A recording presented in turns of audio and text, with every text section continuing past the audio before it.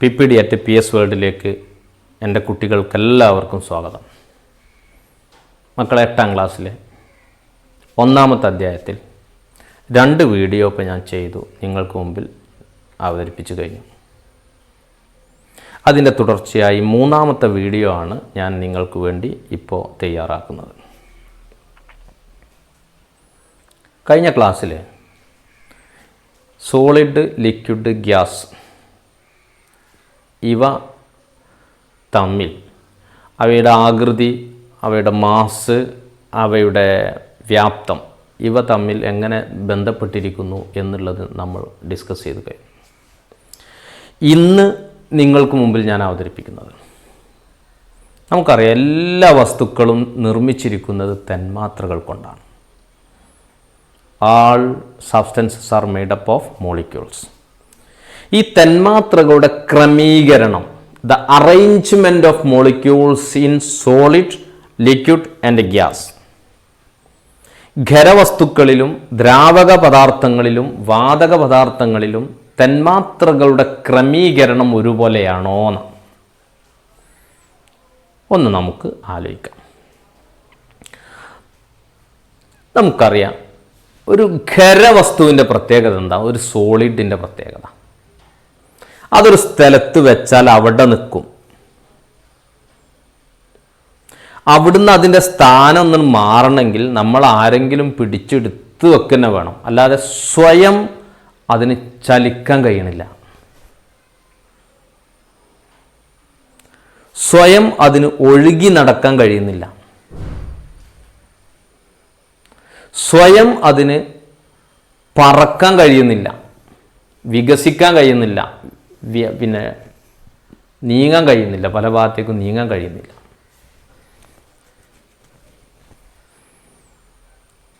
അതെന്താ കഴിയാത്തത്?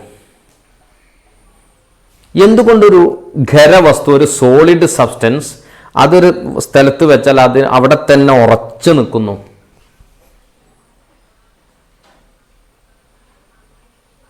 അതിൻ്റെ കാരണം വളരെ സിമ്പിളാണ്. നമുക്കറിയാം ആ വസ്തുവിലുള്ള ഒരു ഖരപദാർത്ഥത്തിലുള്ള എല്ലാ തന്മാത്രകളും വളരെ അടുത്ത് തിങ്ങി നിൽക്കുകയാണ്, വളരെ അടുത്ത് നിൽക്കുകയാണ്. അപ്പം അതൊരു സ്ഥലത്ത് വെച്ചാൽ അതങ്ങനെ ഒതുങ്ങി നിൽക്കും. തന്മാത്രകൾ തമ്മിൽ അകന്നു പോണില്ല. Molecules R closely packed in solid substances. In a solid substance, the all molecules are maximum closed packing. They are packed very closely. അപ്പോൾ ഖരവസ്തുക്കളിൽ തന്മാത്രകൾ വളരെ അടുത്താണ് ക്രമീകരിച്ചിരിക്കുന്നത്, വളരെ അടുത്താണ് സ്ഥിതി ചെയ്യുന്നത്, അല്ലേ? അങ്ങനെയാണല്ലോ. ശരി, അങ്ങനെയാണെങ്കിൽ വർക്ക്ഷീറ്റിലേക്ക് നോക്കൂ.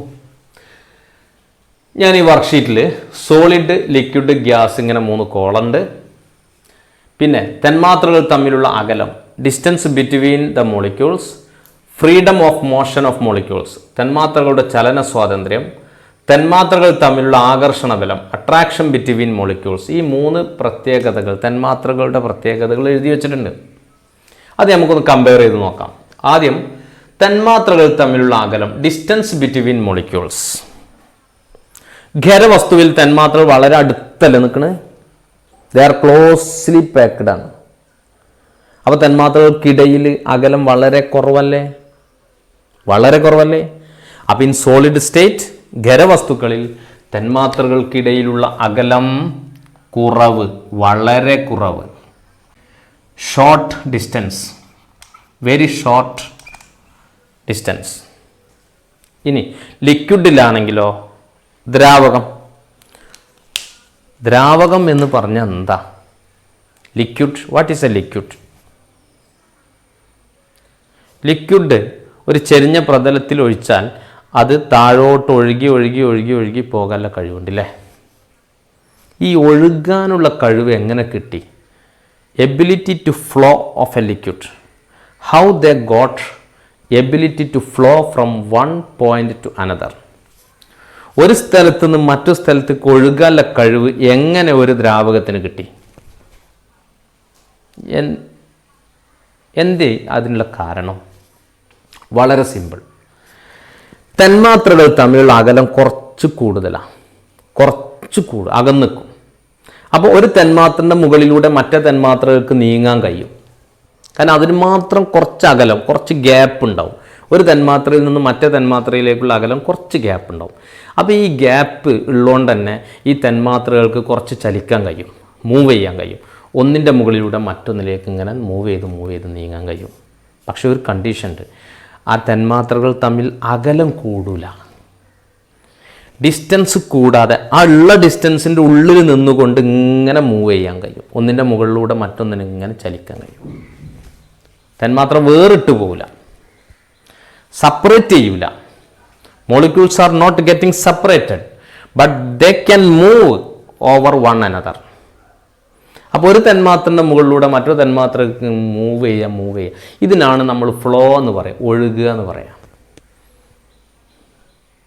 അപ്പോൾ ഒരു വസ്തു ഒഴുകുമ്പോൾ, ഒരു ദ്രാവകം ഒഴുകുമ്പോൾ, ഒരു ലിക്വിഡ് ഫ്ലോ ചെയ്യുമ്പം അതിലുള്ള മോളിക്യൂൾസ് അതിന് വേറിട്ട് പോകണില്ല, അതിൻ്റെ ഉള്ളിൽ നിന്നുകൊണ്ട് തന്നെ ഒഴുകി പോവുകയാണ്. അപ്പോൾ എന്തുകൊണ്ട് ഇവർക്ക് ഒഴുകാനുള്ള കഴിവ് കിട്ടി? Because the distance between, there is a small distance between the molecules. തന്മാത്രകൾക്കിടയിൽ ഒരു കുറഞ്ഞ അകലമുണ്ടായിരിക്കും. സോളിഡിനെ പോലെയല്ല. ഖരവസ്തുവാണെങ്കിൽ തന്മാത്രകൾ വളരെ അടുത്തായിരിക്കും. അതിൻ്റെ അടിയിൽ ഗ്യാപ്പ് എന്ന് പറയാൻ മാത്രം ഉണ്ടാവില്ല, വളരെ കുറഞ്ഞ അകലം ഉണ്ടാവുള്ളൂ. Very short distance between the molecules. എന്നാൽ ലിക്വിഡ് ആകുമ്പം കുറച്ചും കൂടെ അകലം കൂടും. there will be a small distance between the molecules, so they can move over another one. ഒന്നിൻ്റെ മുകളിലൂടെ മറ്റൊന്നിനിങ്ങനെ ചലിക്കാനുള്ള കഴിവ് കിട്ടും. അപ്പം നമുക്ക് പറയാം, ലിക്വിഡിനെ സംബന്ധിച്ചിടത്തോളം തന്മാത്രകൾ തമ്മിലുള്ള അകലം വളരെ കുറവല്ല. എന്താണ്? ലിറ്റിൽ മോർ, കുറച്ച് കൂടുതലായിരിക്കും. കുറച്ച് കൂടുതൽ,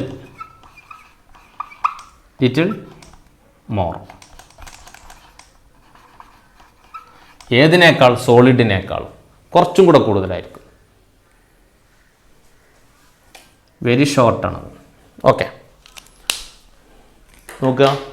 ലിക്വിഡിൽ കുറച്ച് കൂടുതലായിരിക്കും മോളിക്യൂൾസിൻ്റെ ഇടയ്ക്കുള്ള ഡിസ്റ്റൻസ്. ഗ്യാസ്, വാതകമാണെങ്കിലോ മക്കളെ, ഗ്യാസിനൊരു പ്രത്യേകത ഉണ്ട്. ഗ്യാസിൽ മോളിക്യൂൾസ് തമ്മിൽ, തന്മാത്രകൾക്കിടയിലുള്ള അകലം വളരെ കൂടുതലാണെന്ന് മാത്രമല്ല, ഒരു തന്മാത്രയെ വിട്ട് മറ്റേ തന്മാത്രക്ക് സ്വതന്ത്രമായി ചലിക്കാൻ പറ്റും. ഇപ്പോൾ ഇവിടെ അടുത്തടുത്ത് നിൽക്കുന്ന രണ്ട് ഗ്യാസ് മോളിക്യൂൾസിന്, ഈ മോളിക്യൂൾസിന് വേണമെങ്കിൽ വിട്ട് അങ്ങോട്ട് പോകാം, വളരെ ഡിസ്റ്റൻസിലേക്ക് പോകാൻ പറ്റും. ഒരു തന്മാത്രയെ വിട്ട് മറ്റൊരു തന്മാത്രക്ക് എത്ര ദൂരത്തേക്ക് വേണമെങ്കിൽ ചലിക്കാൻ പറ്റുന്ന എന്ന് പറഞ്ഞാൽ അതിൻ്റെ അർത്ഥം എന്താ? തന്മാത്രകൾക്കിടയിലുള്ള അകലം വളരെ കൂടുതലായിരിക്കും ഗ്യാസ് ആവുമ്പം. In A gas, the distance between the molecules are very far from one another. വളരെ ദൂരെയായിരിക്കും, വളരെ അകലത്തിലായിരിക്കും. Each molecules can move freely. ഓരോ തന്മാത്രക്കും സ്വതന്ത്രമായി ചലിക്കാൻ കഴിയും. ഒന്നിൻ്റെ ചലനത്തിന് മറ്റൊന്നിന് തടയാനൊന്നും കഴിയില്ല. ഒന്നിന് വേണമെങ്കിൽ സ്വതന്ത്രമായിട്ട് ചലിക്കുന്ന സമയത്ത് തമ്മിൽ കൂട്ടിമുട്ടലൊക്കെ ചിലപ്പോൾ ഉണ്ടാവും, പൊല്യൂഷനൊക്കെ നടക്കും. പക്ഷെ അത് മൈൻഡ് ചെയ്യണ്ട. അപ്പം നിങ്ങൾ ശ്രദ്ധിക്കുക, ലിക്വിഡ് ആകുമ്പം, ഗ്യാസ് ആകുമ്പോൾ എന്താ പ്രത്യേകത? കുറച്ച് കൂടുതലെന്ന, വളരെ കൂടുതലായിരിക്കും ഡിസ്റ്റൻസ്, വളരെ കൂടുതൽ.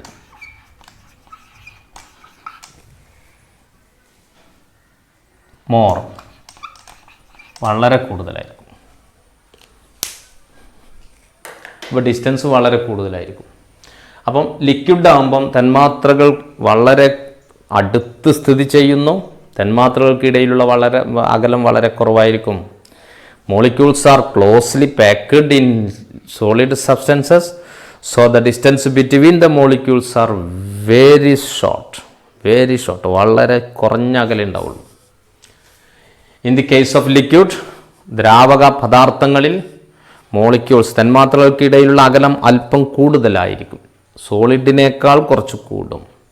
The distance between the molecules will be a little more than solid. അതുകൊണ്ട് തന്നെ they can flow, അവർക്ക് ഒഴുകാനുള്ള കഴിവുണ്ടാവും.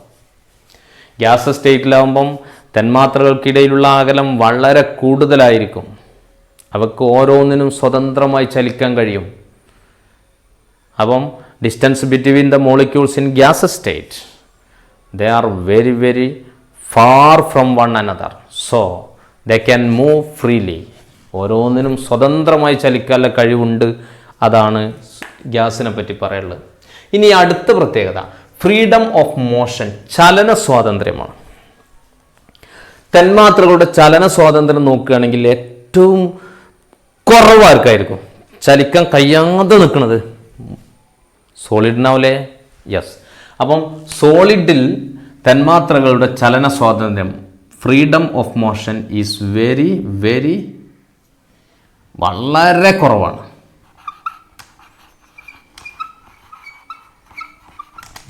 വെരി ലിറ്റിൽ, വളരെ കുറവാണ്.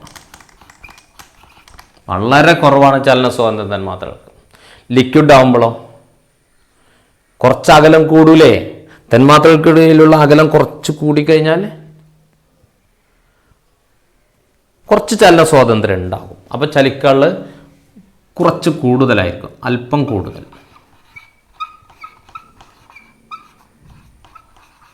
Little more. ഇനി ഗ്യാസ് ആകുമ്പോഴോ തന്മാത്രകൾക്കിടയിലുള്ള ചലന സ്വാതന്ത്ര്യം വളരെ കൂടുതലാണ്. ഒന്നിന് മറ്റൊന്നിന് അകലം വളരെ കൂടുതലായതുകൊണ്ട് ഇഷ്ടം പോലെ ചലിക്കാനുള്ള സ്പേസ് കിട്ടും. ഇടയ്ക്ക് ഇഷ്ടം പോലെ സ്ഥലം ഉണ്ടാവും രണ്ട് തന്മാത്രകൾക്കിടയിൽ. അതുകൊണ്ട് അവർക്ക് ഇഷ്ടം പോലെ സ്വതന്ത്രമായി ചലിക്കാനുള്ള കഴിവുണ്ടാവും. ചലന സ്വാതന്ത്ര്യം വളരെ കൂടുതൽ, വളരെ കൂടുതൽ, മോർ. ഇനി അടുത്ത പ്രത്യേകത നോക്കാം. തന്മാത്രകൾ തമ്മിലുള്ള ആകർഷണ ബലം. മക്കളെ, ഐസക് ന്യൂട്ടൺ എന്ന ശാസ്ത്രജ്ഞനെ കുറിച്ച് നിങ്ങൾ കേട്ടിട്ടുണ്ട്. ന്യൂട്ടൺ പറഞ്ഞത് ഈ പ്രപഞ്ചത്തിലുള്ള എല്ലാ വസ്തുക്കളും തമ്മിൽ ആകർഷിക്കുന്നുണ്ട് എന്നാണ്. അങ്ങനെ നോക്കുകയാണെങ്കിൽ ഒരു വസ്തുവിലുള്ള തന്മാത്രകൾക്കിടയിലും ആകർഷണ ബലമുണ്ട്. Between the molecules there will be an attractive force will be there. തന്മാത്രകൾക്കിടയിൽ ആകർഷണ ബലമുണ്ട്. ഖരപദാർത്ഥങ്ങളിൽ തന്മാത്രകൾ വളരെ അടുത്ത് ക്ലോസ്ലി പാക്ക്ഡ് അല്ലേ? അതിൻ്റെ അർത്ഥം എന്താ? ആകർഷണ ബലം വളരെ കൂടുതലാണെന്നാ. അപ്പം ഖരപദാർത്ഥങ്ങളിൽ തന്മാത്രകൾ വളരെ അടുത്ത് സ്ഥിതി ചെയ്യാനുള്ള കാരണം എന്താണ്? അവക്കിടയിലുള്ള ആകർഷണ ബലം വളരെ കൂടുതലാണ്. ലിക്വിഡ് ദ്രാവകമാകുമ്പോൾ തന്മാത്രകൾ തമ്മിൽ അകലം കുറച്ച് കൂടുന്നുണ്ട്. അപ്പോൾ ആകർഷണ ബലം കുറവ്, അട്രാക്ഷൻ കുറയും. ഗ്യാസ് ആകുമ്പോൾ തന്മാത്രകൾക്കിടയിലുള്ള അകലം വളരെ കൂടുതലാണ്. അപ്പോൾ അട്രാക്ഷൻ വളരെ കുറവായിരിക്കും. അപ്പോൾ തന്മാത്രകൾക്കിടയിലുള്ള ആകർഷണ ബലം ഖരവസ്തുവിലാവുമ്പോൾ വളരെ കൂടുതൽ, മോർ. ലിക്വിഡിനാകുമ്പം സോളിഡിനേക്കാൾ അല്പം കുറവ്. ഇനി ഗ്യാസസ് ഫോമിലാവുമ്പം തന്മാത്രകൾക്കിടയിലുള്ള ആകർഷണ ബലം വളരെ കുറവായിരിക്കും. വെരി ലിറ്റിൽ, വളരെ കുറവായിരിക്കും. അപ്പോൾ ഇതൊന്ന് കമ്പയർ ചെയ്ത് നിങ്ങൾക്കൊന്നും കൂടെ ഒന്ന് പഠിക്കാം. എല്ലാവരും ശ്രദ്ധിക്കുക. സോളിഡ്, ലിക്വിഡ്, ഗ്യാസ്, ഖരം, ദ്രാവകം, വാതകം എന്നിവയിൽ തന്മാത്രകളുടെ ക്രമീകരണം. ഖരപദാർത്ഥങ്ങളിൽ തന്മാത്രകൾ വളരെ അടുത്ത് സ്ഥിതി ചെയ്യുന്നു. അതുകൊണ്ട് അവയ്ക്ക് ചലന സ്വാതന്ത്ര്യം വളരെ കുറവായിരിക്കും. അവയ്ക്കിടയിലുള്ള ആകർഷണ ബലം വളരെ കൂടുതലായിരിക്കും. തന്മാത്രകൾ തമ്മിലുള്ള അകലം കുറവും, ആകർഷണ ബലം കൂടുതൽ, ചലന സ്വാതന്ത്ര്യം കുറവ്. ഇനി ലിക്വിഡ് ആകുമ്പം തന്മാത്രകൾക്കിടയിലുള്ള അകലം അല്പം കൂടുതൽ, അപ്പം ചലന സ്വാതന്ത്ര്യം അല്പം കൂടുതൽ, ചലിക്കാനുള്ള കഴിവ് അല്പം കൂടുതൽ, തന്മാത്രകൾ തമ്മിലുള്ള ആകർഷണ ബലം അല്പം കുറവായിരിക്കും. ഗ്യാസ് സ്റ്റേറ്റിലാവുമ്പം തന്മാത്രകൾ തമ്മിലുള്ള അകലം വളരെ കൂടുതൽ, ചലന സ്വാതന്ത്ര്യം വളരെ കൂടുതൽ, ആകർഷണ ബലം വളരെ കുറവ്. ഈ രീതിയിൽ നിങ്ങളതൊന്ന് ക്ലാസിഫൈ ചെയ്യണം. ഈ വർക്ക്ഷീറ്റ് ഒന്ന് കംപ്ലീറ്റ് ആക്കണം. ഇതാണ് ഖരം, ദ്രാവകം, വാതകം എന്നിവയിൽ തന്മാത്രകളുടെ ക്രമീകരണത്തെക്കുറിച്ച് നമുക്ക് പറയാനുള്ളത്. ഇത്രയും കാര്യം പറയുമ്പോൾ ചില കുട്ടികൾക്ക്, അപ്പോൾ ഈ വർക്ക്ഷീറ്റ് ഇതേപോലെ കള്ളി വരച്ചിട്ട് ടേബിൾ വരച്ചിട്ട് നിങ്ങൾ എഴുതണം. നിങ്ങൾ നോട്ട്ബുക്കിൽ എഴുതി വെക്കണം. അറേഞ്ച്മെൻറ്റ് ഓഫ് മോളിക്യൂൾസ് എന്ന് ഹെഡിങ് കൊടുക്കുക, തന്മാത്രാ ക്രമീകരണം എന്ന് ഹെഡിങ് കൊടുക്കുക, എന്നിട്ട് ഇതുപോലെ കോളം വരക്കുക, കള്ളി വരക്കുക, എന്നിട്ട് സോളിഡ്, ലിക്വിഡ്, ഗ്യാസ്, ഖരം, ദ്രാവകം, വാതകം, ഇവിടെ തന്മാത്രകളുടെ ക്രമീകരണത്തെക്കുറിച്ച് എഴുതുക, തന്മാത്രകളുടെ പ്രത്യേകതകൾ, തന്മാത്രകൾ തമ്മിലുള്ള അകലം, വേണമെങ്കിൽ ഈ കള്ളിയിൽ നമുക്ക് തന്മാത്രകളുടെ പ്രത്യേകതകൾ എന്ന് എഴുതാം. സവിശേഷതകൾ, പ്രത്യേകതകൾ, തന്മാത്രകളുടെ പ്രത്യേകതകൾ.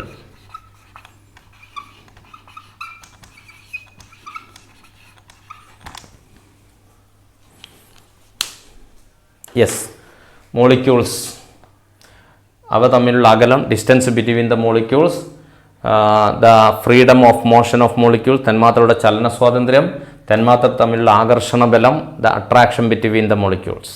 ഈ 3 പ്രത്യേകതകൾ സോളിഡിലും ലിക്വിഡിലും ഗ്യാസിലും എങ്ങനെയാണെന്ന് കമ്പയർ ചെയ്തിട്ട് ഈ വർക്ക്ഷീറ്റ് നിങ്ങളെല്ലാവരും കംപ്ലീറ്റ് ആക്കണം.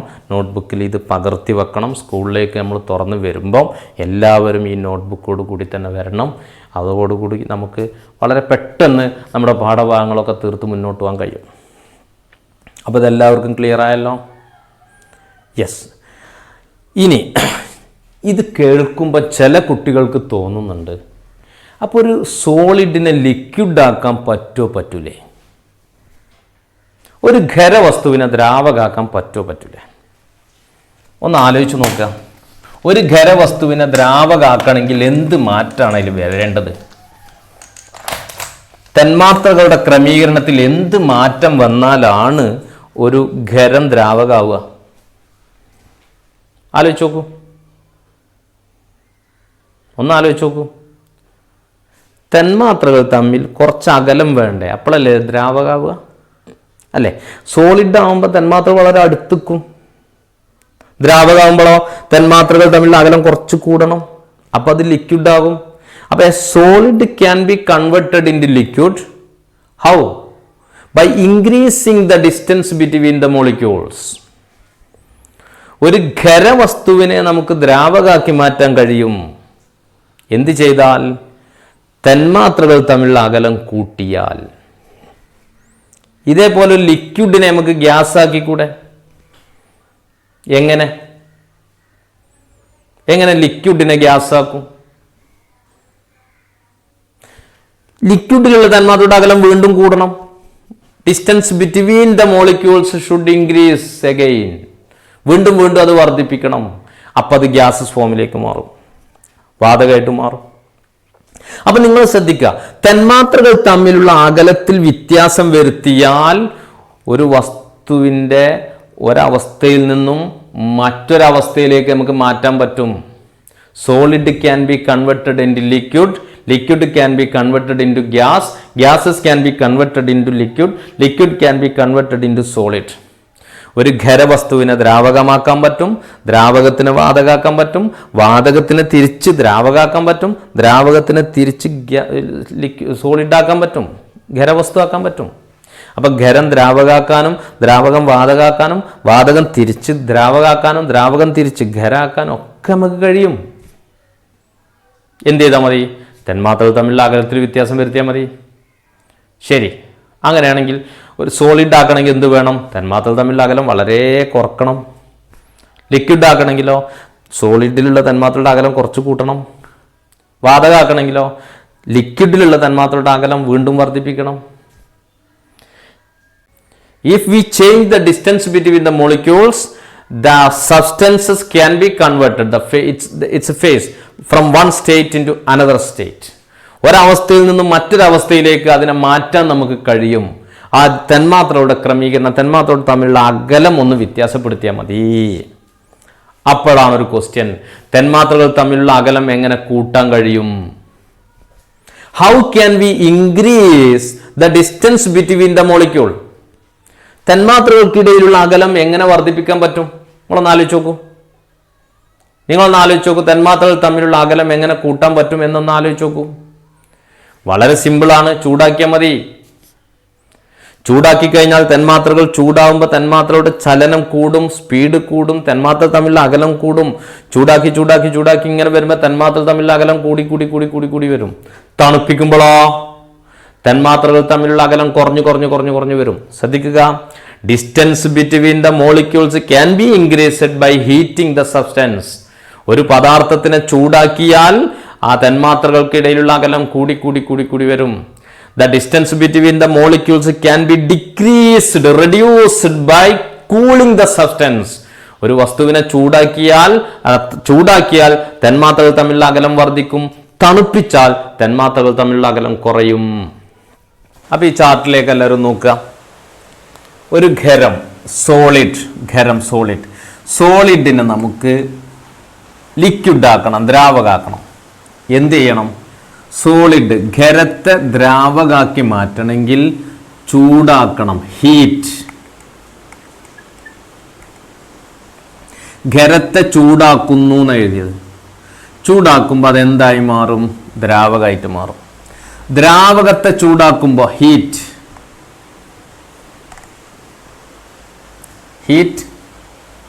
ഹീറ്റ് അബ്സോർബ്, താപം ആഗിരണം ചെയ്യുന്നു എന്നാണ് നമ്മൾ പറയാം.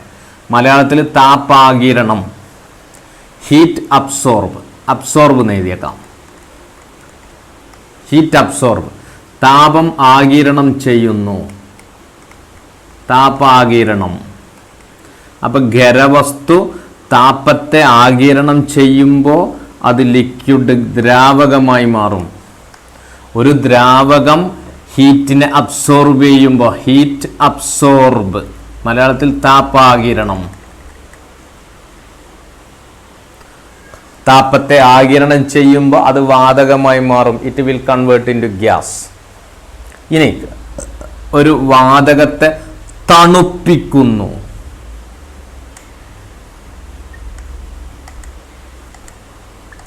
തണുപ്പിക്കുക, ഹീറ്റ് റിലീസ്. തണുപ്പിക്കലിന് ഹീറ്റ് റിലീസ്, താപം പുറത്ത് വിടുന്നു എന്നാ പറയാം, ഹീറ്റ് റിലീസ്. അപ്പോൾ വാതകത്തിന്ന് താപം പുറത്ത് പോകുമ്പം, തണുക്കുമ്പം അത് ലിക്വിഡ്, ദ്രാവകമായിട്ട് മാറും. ഇനി ദ്രാവകത്തെ തണുപ്പിക്കുമ്പോൾ, തണുപ്പിക്കുക എന്ന് പറയുമ്പോൾ ഹീറ്റ് റിലീസ്. അപ്പോൾ ദ്രാവകത്തെ തണുപ്പിക്കുമ്പോൾ അത് ഖരമായിട്ട് മാറും. അപ്പോൾ ഈ ഫ്ലോ ചാർട്ടിലേക്ക് എല്ലാവരും നോക്കുക. ഞാൻ ആദ്യം മലയാളത്തിൽ പറയാം, പിന്നെ ഇംഗ്ലീഷിലും പറയാം. ഖരവസ്തുവിനെ ചൂടാക്കുമ്പോൾ താപം ആഗിരണം ചെയ്ത് ദ്രാവകമായി മാറുന്നു. ദ്രാവകം താപത്തെ ആഗിരണം ചെയ്യുമ്പോൾ വാതകമായി മാറുന്നു. വാതകത്തെ തണുപ്പിക്കുമ്പോൾ ദ്രാവകമായി മാറുന്നു. ദ്രാവകത്തെ തണുപ്പിക്കുമ്പോൾ ഖരമായി മാറുന്നു.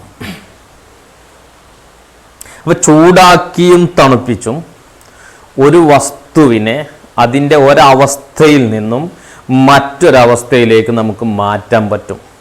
ഇതിന് നമ്മൾ അവസ്ഥാ പരിവർത്തനം എന്ന് മലയാളത്തിൽ പറയും, ഫേസ് ചേഞ്ച് എന്ന് ഇംഗ്ലീഷിൽ പറയും.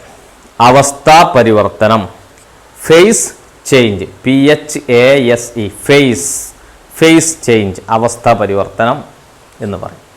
അപ്പോൾ ഒരവസ്ഥയിൽ നിന്നും മറ്റൊരവസ്ഥയിലേക്ക് മാറ്റണമെങ്കിൽ എന്ത് ചെയ്യണം? ഒന്നുകിൽ ചൂടാക്കണം, അല്ലെങ്കിൽ തണുപ്പിക്കണം. ഒരു ഖരവസ്തുവിനെ ചൂടാക്കുമ്പോൾ എന്ത് സംഭവിക്കും? അത് താപത്തെ ആഗിരണം ചെയ്ത് ദ്രാവകമായിട്ട് മാറും. ദ്രാവകത്തെ ചൂടാക്കുമ്പോൾ എന്ത് സംഭവിക്കും? താപത്തെ ആഗിരണം ചെയ്ത് വാതകമായിട്ട് മാറും. വാതകത്തെ തണുപ്പിക്കുമ്പോൾ എന്ത് സംഭവിക്കും? താപം പുറത്തുവിട്ട് ദ്രാവകമായിട്ട് മാറും. ദ്രാവകം തണുപ്പിക്കുമ്പോൾ എന്ത് സംഭവിക്കും? താപം പുറത്തുവിട്ട് ഖരമായി മാറും. അപ്പൊ താപോർജം ആഗിരണം ചെയ്യുകയോ പുറത്തുവിടുകയോ ചെയ്ത് ഒരവസ്ഥയിൽ നിന്നും മറ്റൊരവസ്ഥയിലേക്ക് മാറാൻ പറ്റും.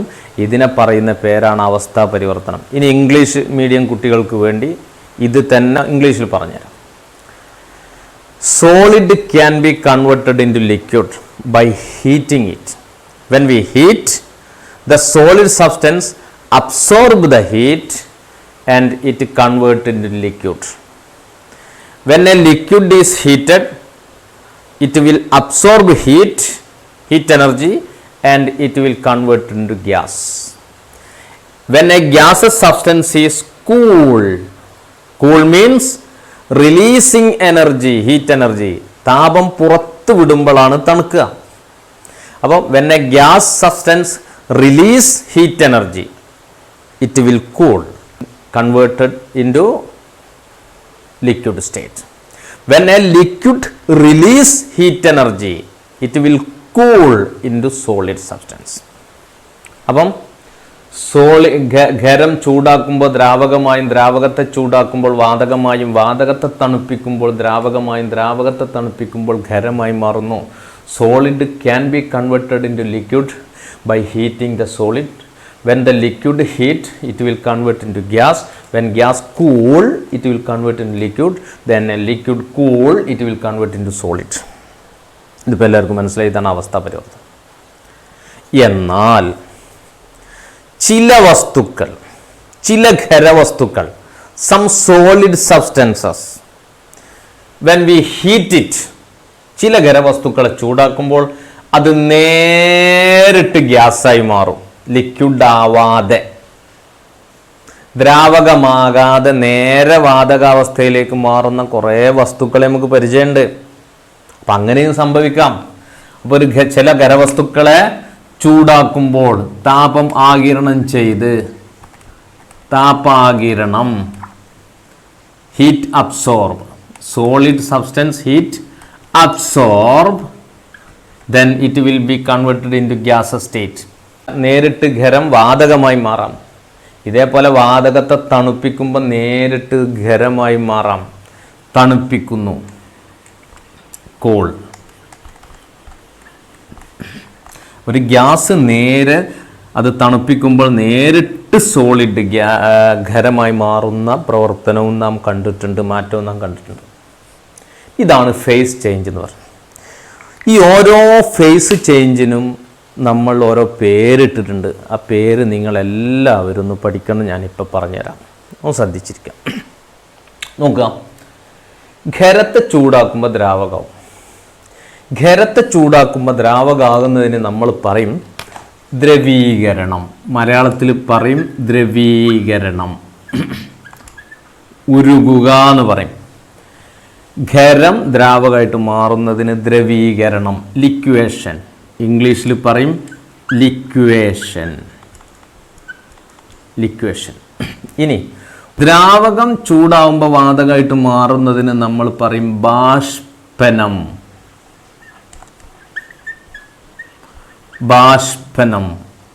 അല്ലെങ്കിൽ ബാഷ്പീകരണം എന്ന് പറഞ്ഞാലും മതി. ബാഷ്പനും ബാഷ്പീകരണവും രണ്ടാണെങ്കിലും രണ്ടും ചൂടാവുമ്പോൾ നടക്കുന്ന പ്രവർത്തനം തന്നെയാണ്. ബാഷ്പനം അല്ലെങ്കിൽ ബാഷ്പീകരണം, വേപ്പറൈസേഷൻ ഇംഗ്ലീഷ് പറയും. ഇവാപ്പറേഷനും വേപ്പറൈസേഷനും തമ്മിൽ വ്യത്യാസമുണ്ട്. തൽക്കാലം ബാഷ്പനം, വേപ്പറൈസേഷൻ എന്ന് നിങ്ങൾ ഇപ്പോൾ പഠിക്കുക. ഒരു ദ്രാവകത്തെ ചൂടാക്കി അത് തിളക്കുമ്പോൾ വാതകമായിട്ട് മാറും. ഇങ്ങനെ തിളച്ചിട്ട് വാതകമായിട്ട് മാറുന്നതിനാണ് ബാഷ്പനം എന്ന് പറയാം. വേപ്പറൈസേഷൻ, തിളച്ചിട്ട് വാതകാവസ്ഥയിലേക്ക് മാറുന്നതിനാണ് ബാഷ്പനം അഥവാ വേപ്പറൈസേഷൻ എന്ന് നമ്മൾ പറയുന്നത്. ഇനി നേരെ തിരിച്ച് നമുക്ക് നോക്കാം. ഒരു വാതകത്തെ തണുപ്പിച്ചിട്ട് ദ്രാവകമാക്കുകയാണ്. ഒരു വാതകത്തെ തണുപ്പിച്ച് ദ്രാവകമാക്കുന്നതിന് നമ്മൾ എന്താ പറയുക? മലയാളത്തിൽ പറയും സാന്ദ്രണം. സാന്ദ്രീകരണം എന്നും പറയാം.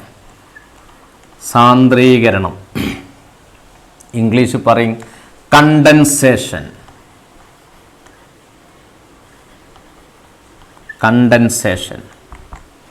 ഓരോന്നും നിങ്ങൾ പഠിച്ചു വെക്കണം. ഇനി ഒരു ദ്രാവകത്തെ തണുപ്പിച്ച് ഗരാക്കി മാറ്റുമ്പം നമ്മൾ എന്ത് പറയും? മലയാളത്തിൽ പറയും ഘനീഭവനം അല്ലെ ഘനീഭവിക്കൽ.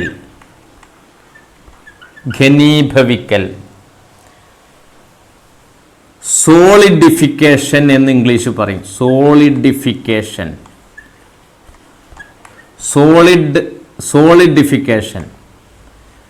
ഘനീഭവിക്കൽ, സോളിഡായിട്ട് മാറൽ, ഘനീഭവിക്കൽ അല്ലെങ്കിൽ സോളിഡിഫിക്കേഷൻ എന്ന് പറയും. ഇനി ചൂടാക്കുമ്പോൾ ഒരു ഖരപദാർത്ഥം നേരിട്ട് വാതകമായിട്ട് മാറാം, ദ്രാവകമാകാതെ നേരിട്ട് വാതകമായിട്ട് മാറാം. അതിന് നമ്മൾ പറയുന്ന പേരാണ്, മലയാളത്തിൽ പറയും ഉത്പതനം. ഉത്പതനം, ഇംഗ്ലീഷ് പറയും സബ്ലിമേഷൻ. സബ്ലിമേഷൻ, ഉത്പതനം അഥവാ സബ്ലിമേഷൻ. ഇനി ഒരു വാതകം തണുപ്പിക്കുമ്പോൾ നേരിട്ട് ഖരമാകാം, അതിനെയും നമ്മൾ ഘനീഭവിക്കൽ എന്ന് തന്നെയാണ് പറയാം. ഘനീഭവിക്കൽ, സോളിഡിഫിക്കേഷൻ, അതിൽ വ്യത്യാസമല്ല. ഇംഗ്ലീഷ് സോളിഡിഫിക്കേഷൻ എന്ന് തന്നെ. നമുക്കൊന്നും കൂടി ഇതൊന്ന് അവലോകനം ചെയ്തിട്ട് നമുക്ക് അവസാനിപ്പിക്കാൻ നോക്കാം. ഒരു ഖരപദാർത്ഥത്തെ ചൂടാക്കുമ്പോൾ അത് താപത്തെ ആഗിരണം ചെയ്ത് ദ്രാവകമായി മാറുന്നു. ഇങ്ങനെ ഖരം ദ്രാവകമായി മാറുന്ന പ്രവർത്തനത്തെ ദ്രവീകരണം എന്ന് പറയുന്നു. ഒരു ദ്രാവകത്തെ ചൂടാക്കുമ്പോൾ അത് താപത്തെ ആഗിരണം ചെയ്ത് അത് തിളക്കുന്നു. അങ്ങനെ തിളച്ചിട്ടത് വാതക രൂപത്തിലേക്ക് മാറുന്നു. ഇങ്ങനെ തിളച്ച് വാതക രൂപത്തിലേക്ക് മാറുന്ന പ്രവർത്തനം ബാഷ്പനം അഥവാ വേപ്പറൈസേഷൻ എന്ന് പറയുന്നു. ഒരു വാതകം അഥവാ ഗ്യാസ് അതിനെ തണുപ്പിക്കുമ്പോൾ when it cool it will release heat energy. അത് താപത്തെ പുറത്ത് വിടും. താപത്തെ പുറത്ത് വിട്ടിട്ട് അത് തണുക്കും. തണുത്തിട്ട് അത് ദ്രാവകമായി മാറും. It will convert in liquid, ദ്രാവകമായിട്ട് മാറും. ഈ പ്രവർത്തനത്തെ സാന്ദ്രീകരണം, ഇംഗ്ലീഷ് പറയും കണ്ടൻസേഷൻ. അപ്പോൾ ദ്രാവകത്തെ തണുപ്പിക്കുമ്പോൾ അതിന് താപം പുറത്തു പോയി അത് തണുത്ത് ഖരമായി മാറും. അതിനെ പറയുന്ന പേര് ഘനീഭവിക്കൽ അഥവാ സോളിഡിഫിക്കേഷൻ. അപ്പം നമ്മൾ എന്തൊക്കെ പഠിച്ചു? ആദ്യം മലയാളത്തിൽ പറയാം. ദ്രവീകരണം, ബാഷ്പനം, സാന്ദ്രീകരണം, അതേപോലെ തന്നെ ഘനീഭവിക്കൽ. അതേപോലെ ഒരു ഖരപദാർത്ഥത്തെ ചൂടാക്കുമ്പോൾ അത് നേരിട്ട് വാതകമായി മാറുന്നു. ദ്രാവകമാകാതെ, ഉരുകാതെ അത് നേരിട്ട് വാതകമായി മാറുന്ന പ്രവർത്തനമാണ് ഉത്പതനം അഥവാ സബ്ലിമേഷൻ. ഒരു വാതകത്തെ തണുപ്പിച്ച് അത് നേരിട്ട് ഖരമായി മാറുന്ന പ്രവർത്തനത്തെ ഘനീഭവിക്കൽ എന്ന് തന്നെയാണ് പറയുക. ദ്രാവകം തണുത്ത് ഖരാവുന്നതും ഘനീഭവിക്കൽ തന്നെയാണ്. ഒരു വാതകം തണുത്ത് ഖരായിട്ട് മാറുന്നതും ഘനീഭവിക്കൽ തന്നെയാണ്, സോളിഡിഫിക്കേഷൻ എന്ന് പറയും. അപ്പം നമ്മളിവിടെ പഠിച്ച അവസ്ഥാ പരിവർത്തനം, ഫേസ് ചേഞ്ച്, അവസ്ഥാ പരിവർത്തനങ്ങൾ ഏതൊക്കെ പഠിച്ചത്? ദ്രവീകരണം, ബാഷ്പനം, സാന്ദ്രീകരണം, ഘനീഭവിക്കൽ, ഉത്പതനം. ഇങ്ങനെ 5 തരം ഫേസ് ചേഞ്ച്, അവസ്ഥാ പരിവർത്തനങ്ങൾ പഠിച്ചിട്ടുണ്ട്. ഈ 5 എണ്ണം ഇംഗ്ലീഷ് പറയുകയാണെങ്കിൽ ലിക്വേഷൻ, ദ്രവീകരണം, ദ്രാവകമായിട്ട് മാറുക. പിന്നെ വേപ്പറൈസേഷൻ, തിളച്ചിട്ട് വാതകമായിട്ട് മാറുക, വേപ്പറൈസേഷൻ. അതേപോലെ ഒരു വാതകം തണുത്ത് ദ്രാവകമായിട്ട് മാറുന്നതിന് കണ്ടൻസേഷൻ. പിന്നെ ദ്രാവകം തണുത്ത് ഖരായി സോളിഡായിട്ട് ലിക്വിഡ് സോളിഡ് ആവുന്നതിന് സോളിഡിഫിക്കേഷൻ. സോളിഡ് നേരെ ഗ്യാസ് ആവുന്നതിന് സബ്ലിമേഷൻ. ഗ്യാസ് ഡയറക്റ്റ് സോളിഡായിട്ട് മാറുന്നതിന് സോളിഡിഫിക്കേഷൻ തന്നെ. അപ്പോൾ ഇംഗ്ലീഷിലും മലയാളത്തിലും രണ്ടും നിങ്ങൾ നോക്കുക. ദ്രവീകരണം, ലിക്വേഷൻ, ബാഷ്പനം, വേപ്പറൈസേഷൻ, സാന്ദ്രീകരണം, കണ്ടൻസേഷൻ, ഘനീഭവിക്കൽ, സോളിഡിഫിക്കേഷൻ, ഉത്പതനം, സബ്ലിമേഷൻ. അപ്പം മക്കളെ, നിങ്ങൾ ഒന്ന് ശ്രദ്ധിക്കുക. ഞാൻ ഈ പറഞ്ഞ കാര്യങ്ങൾ നിങ്ങൾക്ക് മനസ്സിലായിട്ടുണ്ടെങ്കിൽ ഈ ഫ്ലോ ചാർട്ട് നിങ്ങൾക്ക് പൂർത്തിയാക്കാൻ പറ്റും. എല്ലാവരും ഈ ഫ്ലോ ചാർട്ടിലേക്ക് നോക്കൂ. ഞാൻ 3 സർക്കിൾ ഇവിടെ വരച്ചിട്ടുണ്ട്, ഒരു വൃത്തം, 3 വൃത്തം. ഒന്നാമത്തെ വൃത്തത്തിൻ്റെ ഉള്ളിൽ സോളിഡ് അഥവാ ഖരം എഴുതിയിട്ടുണ്ട്. രണ്ടാമത്തേൽ ദ്രാവകം അഥവാ ലിക്വിഡ്, മൂന്നാമത്തേൽ വാതകം അഥവാ ഗ്യാസ്, ഇങ്ങനെ എഴുതി വെച്ചിട്ടുണ്ട്. ഇതിലെ സോളിഡ് എന്ന് ഞാൻ ഇങ്ങോട്ട് ഒരു ആരോ മാർക്ക് കൊടുത്തിട്ടുണ്ട്. ആരോ മാർക്ക്, ഈ ആരോ മാർക്കിന്റെ മുകളിൽ പ്ലസ് ഹീറ്റ് എന്ന് എഴുതി വെച്ചിട്ടുണ്ട്. എന്താ ഇതിന്റെ അർത്ഥം? സോളിഡിനെ ചൂടാക്കുന്നു എന്നാ, പ്ലസ് ഹീറ്റ്. അപ്പൊ ഒരു ഖരവസ്തുവിനെ ചൂടാക്കുമ്പോൾ ദ്രാവകമായിട്ട് മാറുന്നു. ഈ പ്രവർത്തനത്തെ നമ്മൾ എന്താ വിളിക്കുക? When a solid is heated, it will convert into liquid. What is the name of this process? ഇതിന് ദ്രവീകരണം എന്ന് മലയാളത്തിൽ പറയും. ദ്രവീകരണം, ഇംഗ്ലീഷിൽ ലിക്വേഷൻ. ലിക്വേഷൻ ഞാൻ ഇവിടെ എഴുതാം, ലിക്വേഷൻ. ഇതേപോലെ ബാക്കി ഒരു ലിക്വിഡിനെ സോളിഡ് ആക്കി മാറ്റി. ഇവിടെ മൈനസ് ഹീറ്റ് എന്ന് എഴുതിയത്, മൈനസ് ഹീറ്റ്, ഈ വര നെഗറ്റീവാണ്. മൈനസ് ഹീറ്റ് എന്ന് പറഞ്ഞാൽ എന്താ?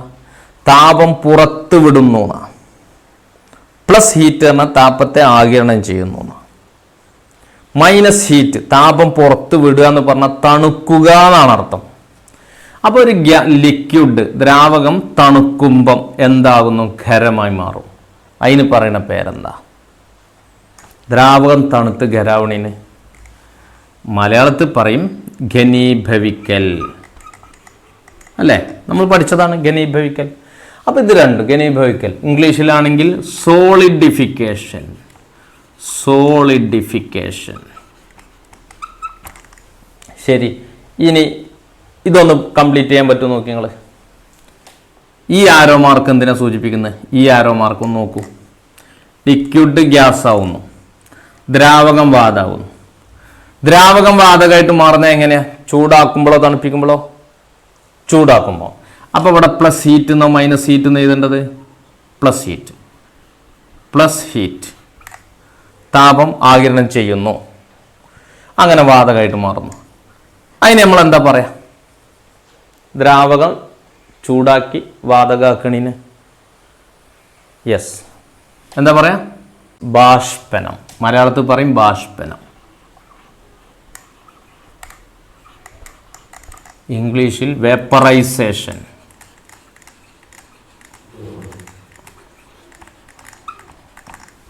ഇനി ഈ ആരോ മാർക്കോ? വാതകം ദ്രാവകാവുക. വാതകം ദ്രാവകാവുക എങ്ങനെയാ? തണുപ്പിക്കുമ്പോൾ. തണുപ്പിക്കുമ്പോൾ ചൂട് പുറത്തു പോവുകയാണോ ചെയ്യുന്നത്? ആഗിരണം ചെയ്യുകയാണോ ചെയ്യുന്നത്? താപം പുറത്തു പോവുകയാണ് ചെയ്യുന്നത്. താപം പുറത്തു പോകുമ്പോൾ മൈനസ് ഹീറ്റ് എന്ന് എഴുതണം. താപം പുറത്തു പോകും. താപം പുറത്തു പോയിട്ട് തണുത്തിട്ട് ഗ്യാസ് ലിക്വിഡായിട്ട് മാറുന്നതിന് നമ്മൾ എന്ത് പറയും? മലയാളത്തിൽ പറയും സാന്ദ്രീകരണം. അപ്പോൾ ഈ ഫ്ലോ ചാർട്ട് ഇങ്ങനെ നിങ്ങളൊന്ന് പൂർത്തീകരിക്കണം. സാന്ദ്രീകരണം. സാന്ദ്രീകരണത്തിന് ഇംഗ്ലീഷിൽ എന്താ പറയാ? Condensation. Condensation. ലിക്വേഷൻ, solidification, vaporisation, condensation. മറക്കരുതേ. ഇനി ഈ രണ്ട് ആരോ മാർക്ക്. ഈ ഒന്നാമത്തെ ഈ ആരോ മാർക്ക് എന്താ പറയുന്നത്? ഖരത്തെ വാതകമാക്കുന്നു. Solid directly convert into gas. ഖരം ദ്രാവകാവാം. ചൂടാക്കണോ തണുപ്പിക്കണോ? ചൂടാക്കണം. അപ്പോൾ പ്ലസ് ഹീറ്റ് എന്നോ മൈനസ് ഹീറ്റ് എന്നോ? Plus heat. ചൂടാക്കുന്നു. സോളിഡിനെ ചൂടാക്കുമ്പോൾ ഗ്യാസ് ആവുന്നു. എന്താ പറയാ? ഉത്പതനം. ഉത്പതനം. ഇംഗ്ലീഷിൽ സബ്ലിമേഷൻ. സബ്ലിമേഷൻ, ഉത്പതനം. ഇനി ഈ ആരോ മാർക്കോ? ഗ്യാസിനെ സോളിഡ് ആക്കുക. ഗ്യാസിനെ സോളിഡ് ആക്കണമെങ്കിൽ തണുപ്പിക്കണ്ടേ? തണുപ്പിക്കണേന് നമ്മൾ മൈനസ് ഹീറ്റ് എന്നാണ് പറയാം. Minus heat. തണുപ്പിക്കുന്നു. തണുപ്പിക്കുമ്പോൾ അതെന്തായി മാറും? ഖരായിട്ട് മാറും. ഡയറക്റ്റ് ഒരു ഗ്യാസ് ഖരായിട്ട് മാറും. അതിന് നമ്മൾ പറയുന്ന പേരാണ് എന്ത്? സോളിഡിഫിക്കേഷൻ. ഘനീഭവിക്കൽ. ഇംഗ്ലീഷിൽ സോളിഡിഫിക്കേഷൻ. അതിവിടെ എഴുതിയിട്ടുണ്ട്, അതുകൊണ്ട് തന്നെ ഇത്. അപ്പം ഇങ്ങനെ ഒരു ഫ്ലോ ചാർട്ട് പരീക്ഷയ്ക്ക് വരും. എന്നിട്ട് ഇങ്ങനെ ഈ രണ്ട് ആരോ മാർക്ക് ഓരോ പിന്നെ സർക്കിളിൻ്റെ ഇടക്കും തരും. എന്നിട്ട് plus heat minus heat, plus heat minus heat, plus heat minus heat. ഓരോ പ്രോസസ്സിൻ്റെയും പേരെന്താണെന്ന് എഴുതാണ്ടാവും. അപ്പോൾ ഇതുപോലൊരു ഫ്ലോ ചാർട്ട് നിങ്ങൾ വരച്ച് നോട്ട്ബുക്കിൽ എഴുതി വെക്കണം. അപ്പോൾ ഈ കാര്യങ്ങളൊക്കെ നിങ്ങൾക്ക് മനസ്സിലായിട്ടുണ്ടാവും എന്ന് വിചാരിക്കുകയാണ്. അതുപോലെ തന്നെ ഇത് നോട്ട് എഴുതുന്ന സമയത്ത് നിങ്ങൾ ഇതിനോരോന്നിനും ഓരോ ഹെഡിങ് കൊടുക്കുക. ഉദാഹരണം ദ്രവീകരണം, ഇംഗ്ലീഷ് മീഡിയക്കാർ ലിക്വേഷൻ എന്ന് ഹെഡിങ് എഴുതിയിട്ട് അതിൻ്റെ താഴെ എന്താണ് ലിക്വേഷൻ. പിന്നെ ബാഷ്പനം, വേപ്പറൈസേഷൻ, അതിൻ്റെ അടിയിൽ എന്താണ് വേപ്പറൈസേഷൻ, എന്താണ് ബാഷ്പനം. അങ്ങനെ 1, 2, 3, 4, 5 ഹെഡിങ് എഴുതിയിട്ട് പിന്നെ നിങ്ങൾ എന്താണ് അതെന്ന് എഴുതണം. അതിൽ സോളിഡിഫിക്കേഷൻ അഥവാ ഘനീഭവനം എഴുതുമ്പോൾ ശ്രദ്ധിക്കണം. സോളിഡിഫിക്കേഷൻ എന്താണെന്ന് എഴുതുമ്പോൾ, ഘനീഭവിക്കൽ എന്ന് പറഞ്ഞാൽ എന്താണെന്ന് എഴുതുമ്പോൾ നിങ്ങൾ ഇത് രണ്ടും ഉൾപ്പെടുത്തി എഴുതണം. അതായത് ഒരു ദ്രാവകം തണുത്ത് ഖരമായി മാറുന്ന പ്രവർത്തനം, ഒരു ഗ്യാസ്, ഒരു വാതകം തണുത്ത് ഖരമായി മാറുന്ന പ്രവർത്തനവും ഘനീഭവിക്കൽ എന്നാണ് പറയുക, സോളിഡിഫിക്കേഷൻ. ഒരു ദ്രാവകത്തെയോ വാതകത്തെയോ, അങ്ങനെയാണ് എഴുതേണ്ടത് കേട്ടോ, ഒരു ദ്രാവകത്തെയോ വാതകത്തെയോ തണുപ്പിച്ച് ഖരമാക്കി മാറ്റുന്ന പ്രവർത്തനമാണ് ഘനീഭവിക്കൽ അല്ലെങ്കിൽ ഘനീഭവനം എന്നൊക്കെ നമുക്ക് പറയാം. Conversion of a liquid or A gas into solid by cooling it. The conversion, മാറ്റം, the change of a gaseous substance or a liquid substance into solid substance.